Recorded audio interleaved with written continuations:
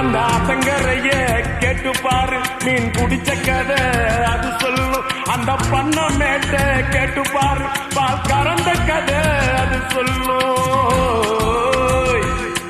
அந்த சொலக்காட்ட கேட்டு பாரு, ஜோடி பிடிச்ச கதை அது சொல்லும்.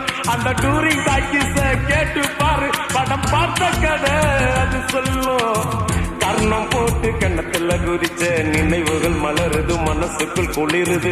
கம்பங்கூழு குடிச்சிடத்தானே உதடுகள் துடிக்குது, மீசையும் தடுக்குது. பழகினத மறக்கலையே, அந்த பருவம் இப்போ கிடைக்கலையே.